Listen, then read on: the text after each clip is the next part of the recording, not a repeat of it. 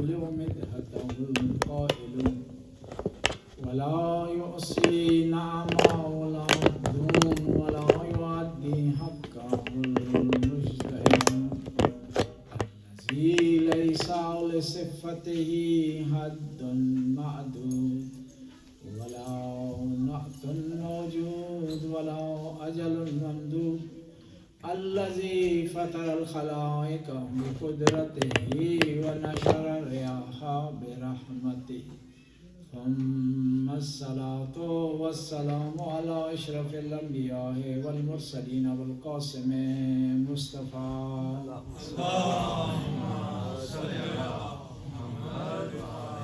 وعلى عترته طيبين الطاهرين المعصومين المظلومين ولعنة الدائم على أعدائهم أجمعين من الآن إلى لقاء يوم الدين.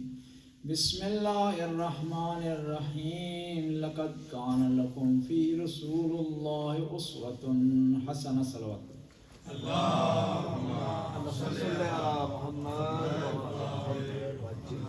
ہمارے پاس تقریباً آدھا گھنٹہ ہے نماز تک، تو انشاءاللہ کوشش کریں گے مقررہ وقت میں اپنی سخن کو آخر تک پہنچائیں تاکہ ہم بر وقت نماز پڑھ سکیں. صلوات.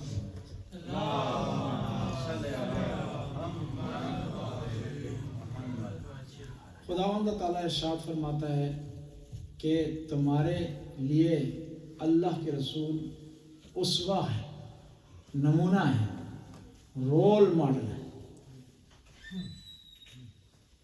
مکے اور مدینے کی زندگی کا مطالعہ کیا جائے تو ہمیں دو مختلف پوائنٹ ملتے ہیں اللہ کے رسول کی. یا دوسرے الفاظ میں کہیں کہ جب آپ نے تبلیغ کا آغاز کیا، جو سچویشن اس وقت تھی اور جب آپ دنیا سے جا رہے تھے جو سچویشن تھی، دو مختلف سچویشن ہیں. ان کا موازنہ کریں گے آپ کے سامنے اور پھر بتائیں گے کہ یہ سچویشن اتنی اس میں تبدیلی کیوں ہے. اللہ کے رسول پر جو پہلی وحی نازل ہوئی وہ غار حرا. یہ اچھا بچوں کو آپ لے آتے ہیں یہاں پر، بولو ان کے وہ یہاں آ کر موبائل سے کھیلتے ہیں، کوئی حرج نہیں ہے. چلو آج تک کبھی نہ کبھی سنا ہی ہے. پیغمبر کے زمانے میں لوگ روئی ڈالتے تھے، آج کل موبائل آ گئے. اس پہ بھی پتہ کیا ہوا، مدینے کے لوگ آئے، مکے والوں نے کہا کہ کان میں روئی رکھنی ہے، محمد کی بات نہیں سننی. جس طرح آج کل موبائل ہے، سننی نہیں بات موبائل کی دیکھنی. جی اب ہمیں ایسا سسٹم کرنا پڑے گا کہ یہ تقریر موبائل کے اندر آئے، وہاں بھی اگر کھولیں تو ہمیں دکھائی دیں وہاں پر نا، تو معاملہ حل سکتا ہے. جی وہاں وہ کھولیں پھر مولانا آ رہا ہے، پھر کھولیں آخر میں موبائل کو پھینکیں گے نیچے. جی وہ مکہ کے لوگ، مدینے کے لوگ مکے آ گئے. اب مکہ والوں نے کہا کہ تم لوگ تو آگے ہو، خیال رکھنا یہاں محمد نامی آدمی ہے، وہ خانہ کعبہ کے پاس کھڑے ہو کر کچھ چیزیں بیان کرتا ہے، اس کی باتوں میں جادو ہے، لہٰذا تم نے کیا کرنا ہے، کان میں روئی ڈال دینی تاکہ سنائی نہ دے، اثر نہ ہو. مدینے کے لوگ آئے تو انہوں نے روئی کان میں ڈال لی، طواف کر رہے تھے تو پیغمبر آیات قرآن پڑھ رہے تھے. تو ایک نے کہا ٹیسٹ تو کرتے ہیں. جی کہتے کیا ہیں، چیک کرنا تو محمد ہے، اس سے مول تو کوئی نہیں لگتا. جی کان سے روئی نکالی تو ایک آیت پیغمبر نے پڑھی، اس کا اثر ہو گیا اور وہ مدینے کے ڈیلیگیشن تبدیل ہو گئی. اور اسی دفعہ وہ ملا پیغمبر سے. نیکسٹ ایئر پھر ملا عقبہ میں، گھاٹی میں ملا. پھر اس کے بعد پیغمبر سے انہوں نے وعدہ لیا کہ ہم آپ کو بلائیں گے، آپ نے ہمارے پاس آنا. پھر وہاں پر حضرت ابو طالب نے ان سے وعدہ لیا تھا، کہا کہ تم اگر حفاظت کر سکتے ہو میرے بھتیجے کی تو تمہارے پاس میرا بھتیجا آئے گا، اگر حفاظت نہیں کر سکتے ہو تو یہی محمد یہی رہیں گے ہمارے درمیان، ہمارے بھی یہ بتا. دو سچویشن ہیں پیغمبر کی. ایک یہ کہ جب تبلیغ کا آغاز کیا غار حرا سے اترے تو غار حرا سے آئے، اعلان نبوت کیا تو کسی نے استقبال نہیں کیا، ویلکم نہیں کہا، نعرے نہیں لگے. اس طرح سجا ہوا ممبر کہ ڈاکٹر صاحب تشریف لا رہے ہیں، ایسا معاملہ نہیں تھا. جی لوگوں نے گالیاں دی، پتھر برسائے، مجنون کہا، جادوگر کہا، شاعر کہا، اور حتیٰ جو نام لیتا تھا پیغمبر کا اس پر ظلم شروع ہو جاتا تھا۔ یاسر کو شہید کر دیا گیا، ان کی زوجہ سمیہ کو شہید کر دیا گیا، بلال کو ٹارچر کر دیا گیا، ابو ذر کو پر سختی کی گئی، اور جو بھی آدمی محمد مصطفیٰ کا نام لیتا اس پر سختی آ جاتی تھی۔ اتنی سختی ہوئی کہ محمد مصطفیٰ مجبور ہو گئے کہ مکہ چھوڑ دیں۔ یہ ایک ماحول تھا، لیکن ایسے وقت بھی آیا کہ پیغمبر جب دنیا سے جا رہے تھے آخر خطبہ ارشاد فرمایا تو لوگوں نے رونا شروع کر دیا۔ ایسا وقت بھی آیا کہ وضو کرتے تھے اللہ کے رسول تو لوگ پانی اٹھا کر کے اسے تبرک کے طور پر چہرے میں ملا کرتے۔ ایسا وقت بھی آیا کہ رسول اللہ نے بال مبارک منڈوائے تو مسلمانوں نے آپس میں تقسیم کر دیے، اور وہ لوگ جو گالی کے بغیر بات نہیں کیا کرتے تھے اتنے اعلیٰ اقدار پر چلے گئے کہ جب ملتے تھے ایک دوسرے سے تو سورہ عصر کی تلاوت کرتے تھے، وَالْعَصْرِ إِنَّ الْإِنسَانَ لَفِي خُسْرٍ إِلَّا الَّذِينَ آمَنُوا وَعَمِلُوا الصَّالِحَاتِ وَتَوَاصَوْا بِالْحَقِّ وَتَوَاصَوْا بِالصَّبْرِ۔ یعنی اتنا پیار کرتے تھے اور اسلام پر اتنے پابند ہو گئے وہ لوگ کہ اللہ کے رسول ایک دفعہ مسجد میں داخل ہوئے تو ایک آدمی نے اپنے آپ کو ستون سے باندھا ہوا تھا۔ اللہ کے رسول نے پوچھا کیوں؟ کہا میں بیٹھ کر نماز نہیں پڑھ سکتا، کھڑا نہیں ہو سکتا، میں کھڑا ہو کر نماز نہیں پڑھ سکتا زیادہ دیر، اس لیے میں نے اپنے آپ کو ستون سے باندھا ہے کہ میری نماز میں خلل نہ آئے۔ یعنی اتنا پیار تھا اسلام سے، شریعت سے، دین سے، نماز سے۔ اتنی بڑی تبدیلی کس طرح آئی ان لوگوں میں، مکہ والوں میں، مدینے والوں میں، جو ہر وقت لڑتے تھے۔ شاید نے بڑا پیارا کہا ہے نا، کہیں پانی پینے پلانے پہ جھگڑا، کہیں گھوڑا آگے دوڑانے پہ جھگڑا۔ کون سی پیغمبر نے ان کو دعا دی، کون سا اکسیر ان کو پلایا کہ یہ لوگ 100% تبدیل ہو گئے، اپنے آپ کو انہوں نے تیار کر لیا۔ پیغمبر ایک کو بلاتے تھے تو 10 آ جاتے تھے۔ میں ان سچے صحابہ کی بات کر رہا ہوں، سب کی بات نہیں کر رہا، سارے ایسے نہیں تھے، ورنہ انہی میں کچھ لوگ تھے جنہوں نے پیغمبر کی زوجہ پر الزام لگایا۔ الذی جاؤ بالافک کانوا عصبۃ منکم، کہ جن لوگوں نے تہمت لگائی ہے نبی کی بیوی پر وہ انہی میں سے ایک گروہ تھا، باہر سے نہیں ہے۔ 12 افراد جن کے نام حذیفہ یمان کو پیغمبر نے بتائے وہ انہی میں تھے، لیکن اکثریت نیک لوگوں کی تھی، اچھے لوگوں کی تھی، پیغمبر کے لیے جان دینے کے لیے تیار تھے۔ ظہر کی نماز اللہ کے رسول نے پڑھی تو کہا عصر کی نماز بنو قریظہ کے قلعے کے باہر پڑھیں گے۔ کہا کیوں؟ کہا انہوں نے خلاف ورزی کی ہے، بغاوت کی ہے، خیانت کی ہے۔ تو صحابہ نے دوسری بات نہیں کی، چل پڑے بنو قریظہ کی طرف۔ روم جنگ تبوک کا واقعہ، روم کی طرف سے خدشہ ظاہر ہوا کہ حملہ ہونے والا ہے، تو 700 کلومیٹر کا فاصلہ طے کیا مسلمانوں نے۔ 700 کلومیٹر کا پیدل فاصلہ طے کرنا، ایک لشکر لے جانا کوئی آسان کام نہیں ہے۔ وہ کون تھے جو ساتھ چلے ہیں؟ وہ وہی لوگ تھے جو کل تک شاعر کہتے رہے ہیں، مجنون کہتے رہے ہیں، پیغمبر پر تہمتیں لگاتے رہے ہیں، پیغمبر پر سختیاں کرتے رہے ہیں، بائیکاٹ کرتے رہے ہیں، وہی لوگ تبدیل ہو گئے۔ 700 کلومیٹر کا فاصلہ طے کر کے پہنچے۔ روم کو خبر ہوئی، روم نے کہا وہ کیسے لوگ ہیں؟ ہم نے تو صرف سوچا ہے کہ اٹیک کریں، یہ پہنچا ہے۔ بس اتنی بڑی تبدیلی کس وجہ سے آئی؟ اتنی بڑی تبدیلی پیغمبر کے اندر کوئی خاص فضائل تھے ان کی وجہ سے آئی۔ صرف معجزے والے فضائل نہیں تھے، کیونکہ معجزے کی بات اس طرح جن لوگوں نے مانگا معجزہ وہ اسلام بھی نہیں لائے۔ کبھی بھی ابو ذر نے معجزہ نہیں مانگا، سلمان فارسی نے معجزہ نہیں مانگا، امام علی نے معجزہ نہیں مانگا۔ کس نے مانگا ہے؟ ابو جہل نے ایمان نہیں لایا، ابو لہب نے ایمان لیا، ابو سفیان نے مانگا۔ لیکن حجت، اتمام حجت کے لیے معجزہ بے کیا اللہ کے رسول نے. چاند کے 2 ٹکڑے کر کے دکھائے، درخت کو چلا کر دکھایا، زمین سے پانی نکال کر دکھایا، کھارے پانی کو میٹھا کر کے دکھایا. اللہ کے رسول کی رحلت کے بعد ایک آدمی نے اعلان کیا جی میں بھی نبی ہوں. تو لوگوں نے کہا کہ ہمارے جو نبی تھے وہ درخت کو حکم دیتے تھے، چل کر آیا جایا کرتا تھا. تجھ میں بھی کوئی تڑ ہے، کوئی رمک ہے، کچھ طاقت تم میں ہے تو تم بھی ایسا کرو.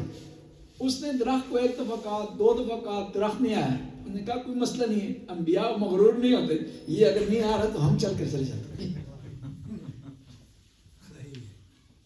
مکہ والوں نے طرح طرح کے معجزے مانگے. اب انہوں نے میٹنگ کی مکہ والوں نے، کہا کہ جو معجزہ ابھی تک ہم نے مانگا ہے پیغمبر نے پیش کیا ہے، اب کوئی ایسا معجزہ مانگتے ہیں جو پیغمبر کی طاقت سے باہر ہو، اور ایسا کام کروائیں جس میں جادو کا اثر نہ پایا جا سکتا. ایسا کوئی کرامت دکھائے نبی جس میں جادو کی شباہت نہ پائی جاتی ہو، سملیرٹی نہ پائی جاتی ہو. سب نے مل کر فیصلہ کیا کہ جو فضا ہے نا، چاند ہے، وہاں جادو کا اثر نہیں ہوتا. درخت پر جادو کا اثر ہو سکتا ہے، نظر بندی ہو سکتی ہے، اس کے علاوہ پانی پر ہو سکتا ہے، نظر بندی ہو سکتی ہے، جادو ہو سکتا ہے. آسمان پر، چاند پر نہیں ہو سکتا. تو کہا پیغمبر کو کہتے ہیں کہ چاند کے 2 ٹکڑے کر کے دکھائے. اللہ کے رسول نے اشارہ کیا، چاند 2 ٹکڑوں میں تقسیم ہو. پھر بھی ان کو صبر نہیں آیا. انہوں نے کہا اس کی تصدیق کرواتے ہیں کہ ایک قافلہ گیا ادھر شام، کیونکہ یہ عرب کے جو لوگ تھے نا مکہ کے، گرمیوں میں شام جایا کرتے تھے، سردیوں میں یمن جایا کرتے تھے کاروبار کے لیے. سورہ قریش میں بھی اس کا رحلت الشتاء والصیف ذکر بھی ہے. شام سے وہ قافلہ واپس آیا تو انہوں نے سوال کیا کہ فلان ٹائم میں فلاں وقت چاند 2 ٹکڑے ہوئے. کہا آپ نے مشاہدہ کیا؟ انہوں نے کہا اتفاقاً ہم بھی دیکھ رہے تھے چاند کے 2 ٹکڑے تھے. یقین ہو گیا، دلیل مل گئی، لیکن پھر بھی ایمان نہیں لائے، کیونکہ ایمان انہوں نے لانا نہیں تھا. بس اللہ کے رسول نے معجزہ نہیں دکھایا، لوگوں کو مسلمان نہیں کیا، ان کی تقدیر معجزے سے تبدیل نہیں کی. کن چیزوں سے، کون سی خصوصیات تھی اللہ کے رسول میں؟ سب سے پہلی خصوصیت اللہ کے رسول میں وہ خدا پر توکل تھا. من یتق اللہ یجعل له مخرجا ویرزقه من حیث لا یحتسب، کہ جو آدمی اللہ پر توکل کرتا ہے خدا اس کو مشکل سے نکالتا ہے اور اس کو رزق دیتا ہے ایسی جگہ سے جہاں سے وہ گمان نہیں کر سکتا. اللہ پر توکل، اور اس توکل میں پیچھے نہیں ہٹے. شب ابی طالب میں تھے اللہ کے رسول، سختی کا عالم تھا، بھوک اور پیاس وہاں کاٹ رہے تھے، اور اس وقت کی پابندی آج کی سینکشن کی طرح نہیں ہے. وہاں اس وقت وہ پابندی ایسی تھی کہ بنی ہاشم کسی اور دوسرے سے رشتہ بھی نہیں کر سکتے تھے، رشتہ نہ دے سکتے تھے نہ لے سکتے تھے. اس پابندی کے عالم، اس سختی کے عالم میں جہاں مسلمان بنی ہاشم گھاس کھانے پر مجبور تھے، اس عالم میں ایک شخص آیا اطراف کے قبائل سے، آ کر آپ کو پیشکش کی. کہا ہمارا قبیلہ بہت بڑا ہے، جنگجو ہمارے پاس ہے، اناج ہمارے پاس وافر ہے، میں سب کچھ چیزیں آپ کے حوالے کر دوں گا، لیکن ایک شرط ہے. اللہ کے رسول نے کہا کیا شرط؟ کہا ایک شرط یہ ہے کہ آپ اپنے بعد خلافت میرے حوالے کر دیں. یعنی آپ جب تک ہیں، آپ نبی رہے، آپ دنیا سے چلے جائیں تو یہ معاملات میرے حوالے ہو جائیں. اللہ کے رسول نے کہا کہ یہ میرے اختیار میں نہیں. کیوں ایسا وعدہ کروں جو میں نہیں کر سکتا ہوں، جو میرے اختیار میں نہیں ہے؟ مکہ کے لوگ تنگ آ گئے کہ محمد سچی بات کرتا ہے، ہمارے بتوں کو برا بلا کہتا ہے، تبلیغ کرتا ہے، حق حقوق کی بات کرتا ہے، سچائی کی بات کرتا ہے. جب دیکھا کوئی حربہ ان کا کامیاب نہ ہوا، پتہ کیا کیا نا؟ آئے حضرت ابو طالب کے پاس،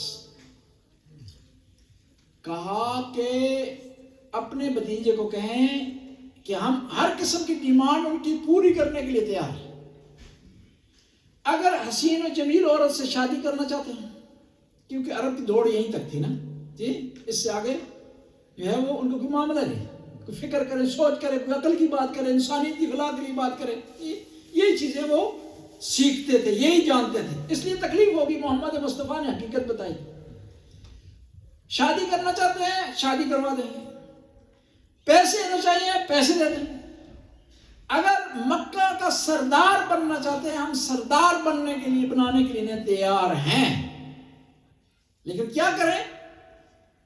اس دین سے دستبردار ہو جائے، تبلیغ سے دستبردار ہو جائے۔ تو محمد مصطفیٰ نے پتہ کیا جواب دیا؟ کہا ان سے کہیں کہ اگر سورج میرے دائیں ہاتھ میں لا کر رکھتے ہیں اور چاند میرے بائیں ہاتھ میں لا کر دیکھتے ہیں تو میں یہ اسلامی تبلیغ ہے اس سے دستبردار نہیں۔ اسے کہتے ہیں اللہ پر توکل۔ ایک جنگ میں اللہ کے رسول قافلے سے اپنے جدا ہو گئے لشکریوں سے، ایک درخت کے نیچے آرام فرما رہے تھے، تو دشمن کا ایک آدمی اس نے جب دیکھا موقع اس وقت اور میں اس موقع سے فائدہ اٹھاؤں، آیا، آ کر کے پیغمبر تشریف فرمائے ہوئے سو رہے ہیں پیغمبر گرامی، تلوار نکالنے کے بعد کھینچی اس نے اور کہا کہ اے محمد اب تجھے میرے ہاتھ سے کون بچا سکتا؟ اللہ پر توکل ہے، یقین ہے، باور ہے، عقیدہ ہے، کہا میرا اللہ مجھے بچائے گا۔ یہ کہنا تھا، تلوار اس کے ہاتھ سے گر گئی، اللہ کے رسول نے اٹھا لی۔ یہ کافر تھا، ظالم تھا، دشمن تھا، لیکن محمد کی معرفت رکھتا۔ اب محمد مصطفیٰ نے کہا کہ اب تجھے کون بچائے گا میرے ہاتھ سے؟ کہا محمد تیرا کرم، تیری سخاوت، تیری بخشش مجھے بچائے گی۔ دشمن تھا، مخالف تھا، لیکن معرفت رکھتا تھا کہ محمد مصطفیٰ جیسا سخی کوئی نہیں ہے، محمد مصطفیٰ اس کردار کا مالک ہے جس کو کوئی پہنچ نہیں سکتا۔ اس لیے تو خدا نے طرح طرح کی تعریف کی اپنے نبی کی، کسی نبی کے لیے صلوات نہیں، صرف ہمارے نبی کے لیے صلوات ہے۔ ان اللہ و ملائکتہ یصلون علی النبی یا ایھا الذین آمنوا صلوا علیہ وسلموا تسلیما۔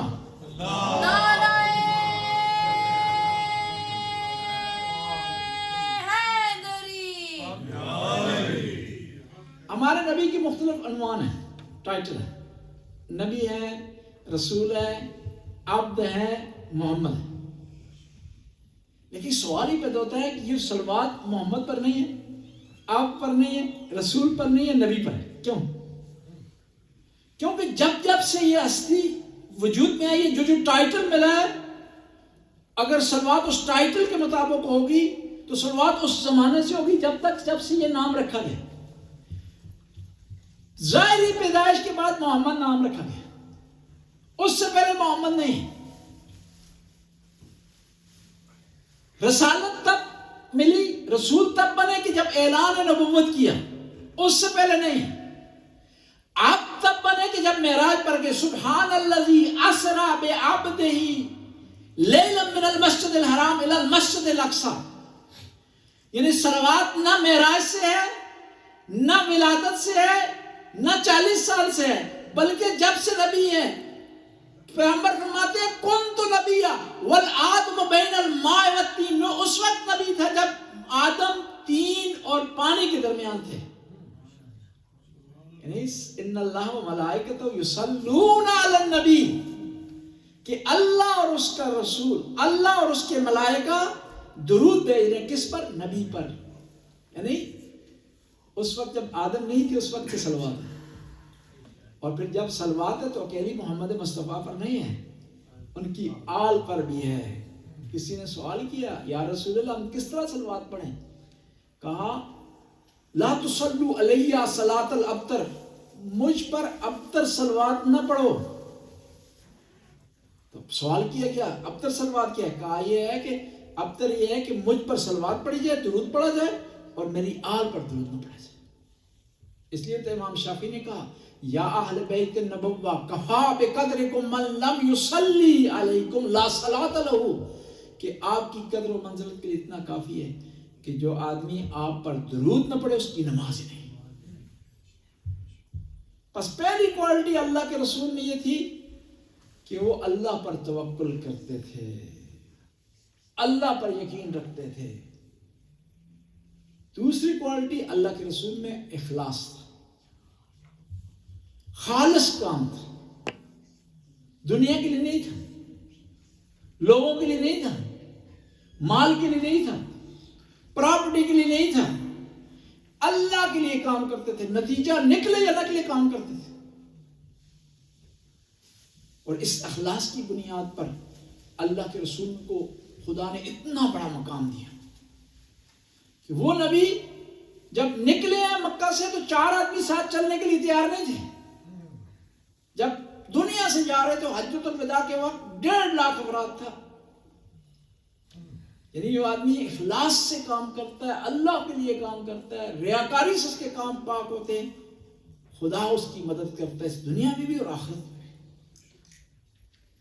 آپ اگر لاکھ کوشش کریں نا، آپ شہرت نہیں حاصل کر سکتے، مقام آپ کو نہیں مل سکتا، منزلت آپ کو نہیں مل سکتی جب تک خدا نہ چاہے۔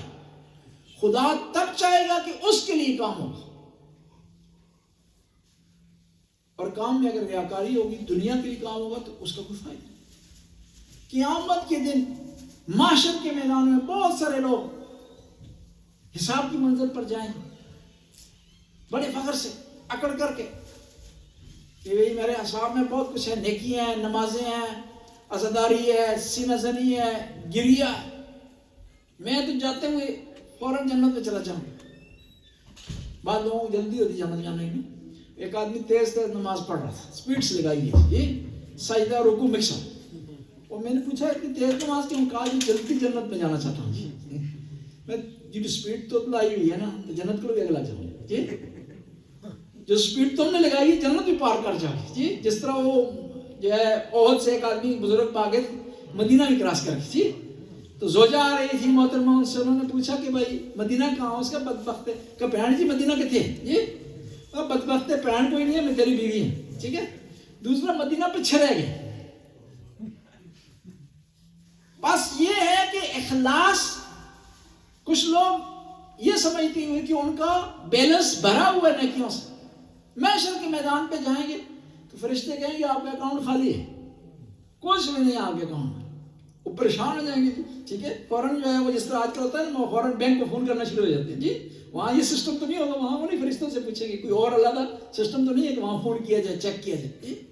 جس طرح اچانک آپ کو میسج آ جائے کہ آپ کا اکاؤنٹ خالی ہو گیا، کچھ دیر کے لیے ٹینشن تو بنے گی نا، ابھی ٹینشن کا شکار ہو گئے، کہیں گے ہم نے نمازیں پڑھی، ہم حج پر گئے، ہم نے خدا کے راستے میں انفاق کیا، مجلسیں پڑھائیں، عزاداری کی، ہم پہلی صف میں قمیض اتار کر ماتم کیا کرتے تھے، ٹھیک ہے، ہمارے جیسا کوئی ماتم نہیں کر سکتا تھا، اور پورے اس دستے میں ہمارے ڈولے نظر آتے تھے جی، وہ ڈولا کہتے ہیں نا، مسل جی، بعض کا مکس جاتی ہے پنجابی اردو ساری زبان، وہ کہے گا ہمارے جو ہے وہ لوگ دوسرے دیکھ کر ہم پر رش کرتے تھے کہ اس جیسا آدمی ہے ہی کوئی نہیں ہے، وہ کہاں گیا میرے حساب میں نہیں لکھا۔ کہا جائے کہ وہ سارے جو معاملات آپ نے کیے ہیں وہ لوگوں کو دکھانے کے لیے، وہ دستے میں بتانے کے لیے کیا کہ تاکہ لوگ یہ کہیں کہ بڑا ماتمی ہے۔ وہ نمازیں ظاہری طور پر نیک ریاکاری کے لیے آپ نے کیے ہیں، خدا کے راستے میں اس لیے دیا کہ سٹیج سے بار بار اعلان ہو کہ آج کی مجلس کا اہتمام فلاں آدمی نے کیا ہے۔ تو بس یہ ہو نہیں سکتا کہ کام ایک ہو اور دو طرح سے اس کا فائدہ حاصل ہو، پیسے ایک ہیں اور 2 اکاؤنٹوں میں پڑے جائیں، آپ ڈالیں ایک میں دوسرے میں آٹومیٹکلی اتنے پیسے چلے، ایسا تو ہو نہیں سکتا، یا اس اکاؤنٹ میں ہوں گے یا اس میں ہوں گے۔ اور ظاہری طور پر جس مقصد کے لیے آپ نے وہ نیک کام کیے تھے تو آپ کو حاصل ہو گیا، لوگوں نے تعریف بھی کر دی ہے، اسٹیج سے اعلان بھی ہو گیا ہے، دستے میں بھی جو ہے وہ آپ کو دیکھ لیا کہ آپ کی مسل بھی جو ہے بڑی مضبوط ہے جی۔ آپ کیا چاہتے ہیں؟ بس اخلاص کام میں ہو تو وہ کام کامیاب ہے۔ اور جو آدمی خالص ہوتا ہے نا، وہ نہیں دیکھتا کہ ظاہر طور پر نتیجہ نکل رہا ہے نہیں نکل رہا. کئی ایسے مقررین دیکھیے نا آئے مجمع دیکھ کر نہیں پڑھا انہوں نے کہ مجمع کاٹا ہے. یہاں درمن کی ایک دفعہ بتا رہے تھے ایک بات, نام لینا مناسب نہیں ہے کہ اہل سنت کے عالم دین ہے تو آدمی جو ہے حاضرین جو تھے نا سامنے مستمعین وہ کم تھے, انہوں نے نہیں تقریر کی, کہا کہ نہیں اتنے چھوٹے مجمع میں نہیں کرتا ہوں میں تقریر. اگر خدا کے لیے ہو نا مجمع چھوٹا بڑا نہیں ہوتا, اور مجمع تعداد سے چھوٹا بڑا نہیں ہوتا, مجمع اخلاص سے بڑھتا اور کم ہوتا ہے, اخلاص سے پایا جاتا. اور دوسرا یہ ہے نا اگر 100 آدمی ہو نا کسی ایک تک پیغام نہ پہنچے کوئی اس کا فائدہ نہیں ہے, 2 آدمی ہو ان میں سے ایک آدمی پیغام لے جائے تو 50% کامیابی ہے.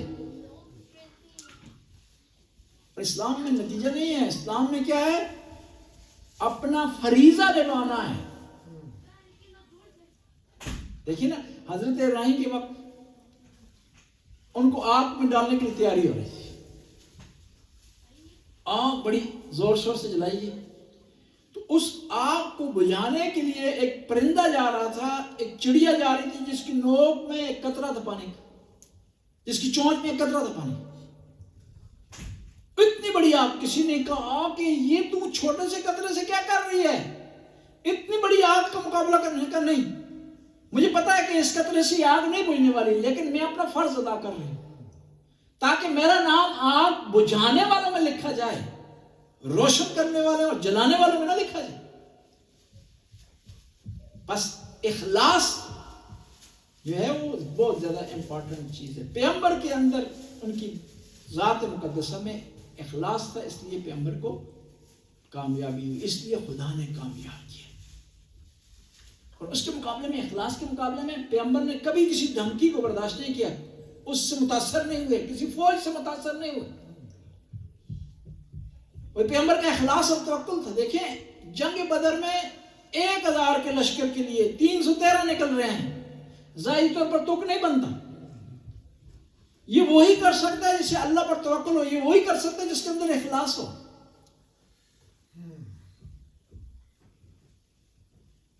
اور ایک اور کوالٹی پیغمبر کے اندر تھی جس کی وجہ سے اسلام یہاں تک پھیلا ہے, وہ اخلاق تھا پیغمبر کا. پیغمبر کا اخلاق نے لوگوں کو متاثر کیا. بڑوں سے بھی اخلاق سے پیش آ رہے ہیں, بچوں سے بھی اخلاق سے پیش آ رہے ہیں, اور سادگی آپ کی زندگی میں پائی جاتی ہے. یہ نہیں ہے کہ کوئی آپ نے نگہبان رکھا ہو, اس آدمی سے ملاقات نہیں کرنی, اس سے ملاقات کرنی. حتیٰ اللہ کے رسول اتنے عظیم تھے, اخلاق کے مالک تھے کہ لوگ دیر تک بیٹھ جایا کرتے تھے, پیغمبر کے آرام کا خیال نہیں رکھتے تھے. پیغمبر نہیں بولے, خدا نے حکم دیا کہ اس کے بعد جو بھی ملاقات کرنے کے لیے آئے گا صدقہ دے, تھوڑی پیمنٹ کریں گے, فیس دیں گے, تب ملاقات ہوگی. پھر سب رک کے نہیں, فی الحال ضرورت نہیں ملاقات دی. جی صرف امام علی نے صدقہ دیا اور ملاقات کی. اور اونچی آواز میں لوگ بولتے تھے, پیغمبر نے منع نہیں کیا, قرآن نے آ کر منع کر دیا. لا ترفعوا اصواتکم فوق صوت النبی ولا تجهروا له كجهر بعضكم لبعض ان تحبط اعمالكم وانتم لا تشعرون. کہ اپنی آواز کو نبی کی آواز سے اونچا نہ کرو, اور نبی کو اپنے جیسا مت سمجھو, نبی کو اس طرح نہ پکارو جس طرح ایک دوسرے کو تم پکارتے ہو. اگر ایسا کرو گے تمہارے اعمال ضائع ہو جائیں گے. ان تحبط اعمالکم وانتم لا تشعرون, کہ تمہارے اعمال ضائع ہو جائیں گے اور تمہیں پتہ ہی نہیں چلے گا.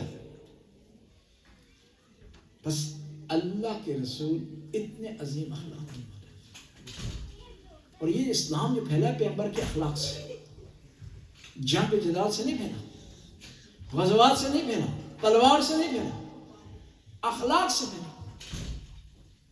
دشمن سے بھی اخلاق سے پیش آ رہے ہیں. دوست وہ مشہور واقعہ ہے بڑھیا, کہ پیغمبر اخلاق دے رہے ہیں, درس دے رہے ہیں, ہدایت دے رہے ہیں, وہ کیا کر رہی ہے, وہ پٹھا کام شروع کر رہے ہیں, کوڑا پھینک رہی ہے, روزانہ کوڑا پھینک. پیغمبر نے راستہ تبدیل نہیں کیا, اسی راستے پر جا رہا.